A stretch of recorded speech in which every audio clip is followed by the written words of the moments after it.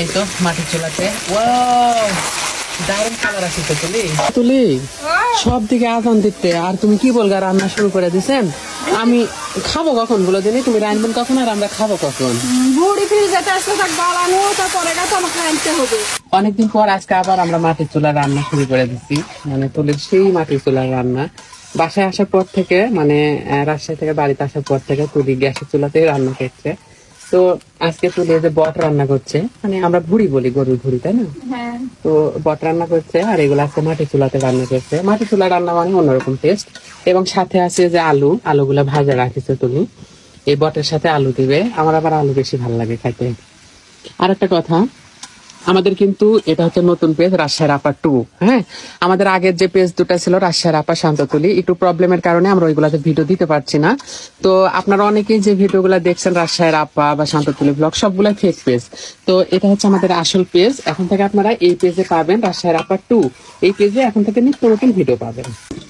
এই তো মাটির চুলাতে দারুণ কালার আছে তো তুলি। এগুলো হচ্ছে বট রান্না হচ্ছে, আর বটের মধ্যে আলু দিয়ে দেওয়া হলো। বটের সাথে আলু দিলে আমার খাইতে খুব ভালো লাগে।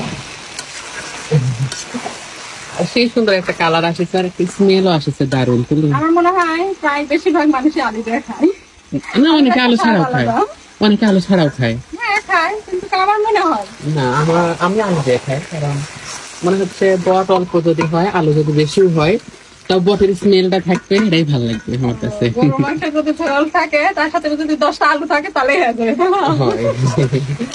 তো এই তো আজকে আমাদের বট রান্না হচ্ছে। আর মাটির চুলায় রান্না মানে তো একটা স্পেশাল কিছু। মাটির চুলাতে রান্না, তার উপর আবার বট, স্পেশাল কিছু। দাও গাবলা দাও। ও ঢাকনা নাই তোমার? এই ঢাকন ভাঙা ফেলা দিছিলাম, বাড়ি ছিল না, মুরগি ফেলা দিয়া তোলা ছিল। আসলে গ্রামের রান্নাঘর গুলা এরকমই হয়, মাটির চুলার যে উপরে টিন, নিচেও টিন। সেই কখন বসেছি রানতে, মজাই লেগে গেছে। যাও এক দেশে রান্না করে আবার আরেক দেশে লিয়ে যাও। গ্যাসের চুলা ফাঁকা হয়ে যাও। ও, গ্যাসের চুলা ফাঁকা নাই? আচ্ছা, কোনটা সরাবো?